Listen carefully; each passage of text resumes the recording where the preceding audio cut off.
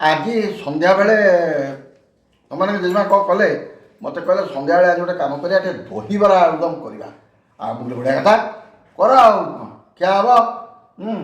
ଯାହା ହଉ ସେ ଦହିବରା ଆଳୁଦମ୍ କେମିତି କ'ଣ ପ୍ରସ୍ତୁତ କରୁଛନ୍ତି ମୁଁ ତ ଜାଣିନି କେମିତି କ'ଣ ପ୍ରସ୍ତୁତ କରିବେ।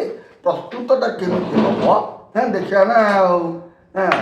ଦେଖନ୍ତୁ ପ୍ଲେଟ୍ ଥୁଆ ହେଲା। ଏ କ'ଣ ଘୁଗୁନି ହେଇଛି ବୋଧେ। ଘୁଗୁନି ହେଇଛି, ଆଳୁଦମ୍ ହେଇଛି, ଦହିବରା ହେଇଛି, କଞ୍ଚା ପିଆଜ ପକା ହେଇଛି, ଧଣିଆ ପତ୍ର କ'ଣ ସବୁ ପକାପକି କରିକି ଦେବେ। ମୁଁ ଖାଇବି, ନିଶ୍ଚିତ କହିବି କେମିତି କ'ଣ କରୁଛନ୍ତି। ଆଜି ଦହିବରା ଦୋକାନ ଯାହାର ଦରକାର ଆପଣ ଖାଲି ଅର୍ଡ଼ର କରିଦେବେ, ଦହିବରା ରେଡ଼ି ଚାଲିଯିବ ଆପଣଙ୍କ ହେଲା। ମୁଁ ଏକୁଟିଆ ଖାଇବିନି ମ। ଯଦି ଆପଣମାନଙ୍କ ଦରକାର ପଡ଼ିଲା ଦହିବରା ମୋତେ ଖାଲି କହିଦେବେ ଯେ ଗୋଟେ ଦହିବରା ଗୋଟେ ପ୍ଲେଟ୍ ଆସିବ, ବାସ୍ ରେଡ଼ି। ଗୋଟାଏ ପ୍ଲେଟ୍ ପଡ଼ିଯିବ ସାଙ୍ଗେ ସାଙ୍ଗେ। ଯାହା ଯେମିତି ହଉ। ସେ ବର୍ତ୍ତମାନ ଦେଖନ୍ତୁ ଦହି କ'ଣ କରୁଛ ବର୍ତ୍ତମାନ। ଦହି ବରାରେ ଘୁଗୁନି ପଡ଼ିଲା ନା କି, ଘୁଗୁନି ପଡ଼ିଲା, ତାପରେ ଦମ୍ ପଡ଼ିଲା, ଆଳୁ ଦମ୍। ଏଇଟା ଗୋଟେ ପିଆଜ ଗୋଟେ ପଡ଼ିଗଲା ରେ।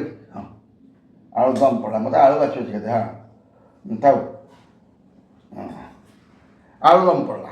ଦେଖନ୍ତୁ ଦେଖଉଛି ସବୁ କେମିତି କ'ଣ ଆଇଟମ୍ କରୁଛନ୍ତି ଦେଖଉଛି। ତା ସାଙ୍ଗରେ କ'ଣ ହେବ ଲୁଣ, ଏଇଟା ଲୁଣ। ସନ୍ଧବ ଲବଣ, ସନ୍ଧବ ଲବଣ ନ ପଡ଼ିଲେ ବାସ୍ନା ହେବନି। ତେଣୁ ସନ୍ଧବ ଲବଣ ବି ପଡ଼ିଲା। ସନ୍ଧବ ଲବଣ ପଡ଼ି ସାରିଲା ପରେ ତାପରେ ଲଙ୍କା ଗୁଣ୍ଡା ଟିକେ ପଡ଼ିବ। ପୁରା ଦୋକାନୀ ମାନିବାକୁ ପଡ଼ିବ। ଦୋକାନୀ ମାନେ ପୁରା ଦହିବରା ଦୋକାନୀ। ଯାହା ହଉ ଦହିବରା ଟାଇମ୍ରେ ଦହିବରା ଦୋକାନୀ ହେବାକୁ ପଡ଼ିବ। ଆଉ ନହେଲେ କ'ଣ ହେଇପାରିବ। ଦହିବରା ଦୋକାନୀ ହେବାକୁ ପଡ଼ିବ। ଦେଖ ପିଆଜ ପଡ଼ିଲା, ତାପରେ ଧଣିଆ ପତ୍ର ପଡ଼ିଲା, ସେଇଟା ସେଉ। ଆଉ ମାନିବାକୁ ପଡ଼ିବ ମ। ପୁରା ସେଉ ପକେଇ ପୁରା କିଣା ଦହିବରା ଭଳିଆ ଆପଣମାନେ ଖାଇବାକୁ ପାଇବେ ଏଠି। ତାପରେ ସେଇଠୁ ଏତିକ ଜିନିଷ ପଡ଼ି ସାରିଲା ପରେ ଚାଟ୍ ମସଲା ଟିକେ ପଡ଼ିଲା।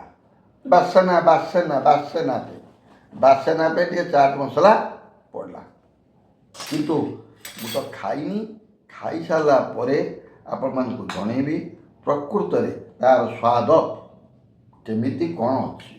କାରଣ ଏମିତି କରିଦେଉଛନ୍ତି ସମସ୍ତେ। ନା, କରିବାଟା ହିଁ ବଡ଼ କଥା ନୁହେଁ।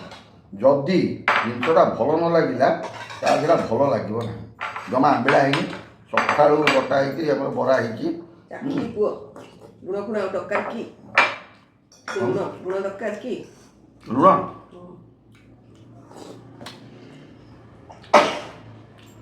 ଲୁଣ ଟିକେ ଦରକାର, ଲଙ୍କା ଟିକେ ଦେଲୁ, ରାଗ ଟିକେ ଦେଲୁ, ରାଗ ଟିକେ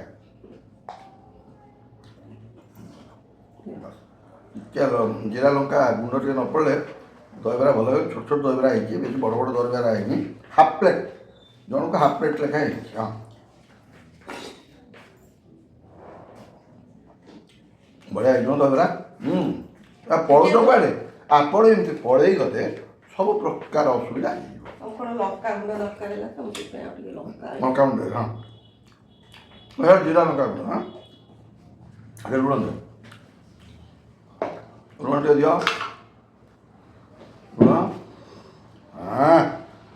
ଆପଣମାନେ ସବୁ ବିଶ୍ୱାସ କରିବେନି, ଯାହା ଯେମିତି ହଉ ମୁଁ ଘରେ ଖାଇବାକୁ ମାନେ ଇଚ୍ଛା କରେନି। ପ୍ରାୟ ଟାଇମ୍ରେ ମୋ ପାଇଁ ସବୁ କରିଦେଉଛନ୍ତି।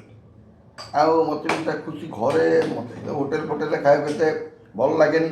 ଖାଏ ବେଳେବେଳେ ଯାଇକିରି ଖାଏନି କାହିଁକି ଖାଏ, କିନ୍ତୁ ଦହିବରା ଆଳୁଦମ୍ଟା ମୁଁ ବାହାରେ ଖାଉନି। ପ୍ରାୟ ଘରେ କରି ଖାଉ। ଗୁପଚୁପ୍ ବେଳେବେଳେ ଲୋଭ ହୁଏ। ବଢ଼ିଆ ହେଇଛି, ବଢ଼ିଆ ହେଇଛି। ବଢ଼ିଆ ହେଇଛି। ରାଗ ଟିକେ ଲଙ୍କା ପଡ଼ିଗଲା, ଟେଷ୍ଟ ତା'ର ଜମିଗଲା।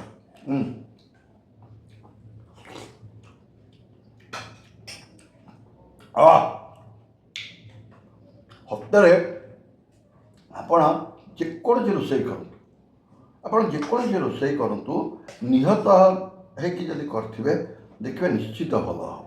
କାରଣ ଗୋଟେ ରୋଷେଇ ଗୋଟେ ଏମିତି ଜିନିଷ, ତାକୁ 5 ଜଣ ଆଜି ନା ମୁଁ ଏଇଆ ଖାଲି ଟିକେ ବାହାର ଦହିବରାଟା ଟିକେ ଟେଷ୍ଟି ଲାଗେ, ଘର ଦହିବରାଟା ସେଇ ଭଳିଆ ଟେଷ୍ଟ ଆସିନଥିବ। ଏଥିରେ ଗୋଟେ ଥାଏ, ସେଟା ଗୋଟେ ଜିନିଷ କ'ଣ କି, ତୁମେ ବରା ଯେତେ ଘରେ ଛାଣ, ଯେ ବାହାରେ ଯେଉଁ ଛଣା ହେଉଥିବ ତାର ଗୋଟେ ବାସନା ଅଲଗା ଆସିବ, ଲୋକଙ୍କ ଲୋଭ ହେବ ଖାଇବା ପାଇଁ। କିନ୍ତୁ ମୁଁ ଜାଣିବାରେ ଏଇଟା କିଣା ଦହିବରାଠୁ ବି ଭଲ ଲାଗୁଛି। ହାଇଜେନିକ୍ ହାଇଜେନିକ୍ ତ ହାଇଜେନିକ୍, ତାପରେ ଦୁଇରେ କିଣା ଦହିବରାଠୁ ବି ମୋତେ ଭଲ ଲାଗୁଛି। ମୁଁ କାହିଁ ମିଛ କହିବି, ସତରେ ବଢ଼ିଆ ହେଇଛି। ତେଣୁ ଆପଣମାନଙ୍କର ଯେତେବେଳେ ଦରକାର ଖାଲି ମୋତେ ଖାଲି ଫୋନ୍ କରିଦେବେ ଯେ ମୋ ପାଇଁ ଗୋଟେ ପ୍ଲେଟ୍ ଦହିବରା କି ହାଫ୍ ପ୍ଲେଟ୍ ତ ଯଥେଷ୍ଟ। ତାପରେ ଜେଜେମା ଦହିବରା ପଠେଇବେ।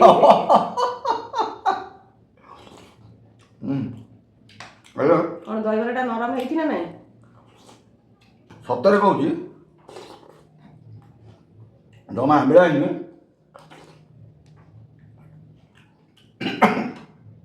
ଓ ଓ ଫାର୍ଷ୍ଟ କ୍ଲାସ୍। ଆପଣମାନେ ଯେତେବେଳେ ଦରକାର ପଡ଼ିବ ମୋତେ ଖାଲି ଫୋନ୍ କରିଦେବେ, ମୁଁ ହାଫ୍ ପ୍ଲେଟ୍ କି ପ୍ଲେଟ୍ଟା ପଠେଇଦେବି। ନା କ'ଣ?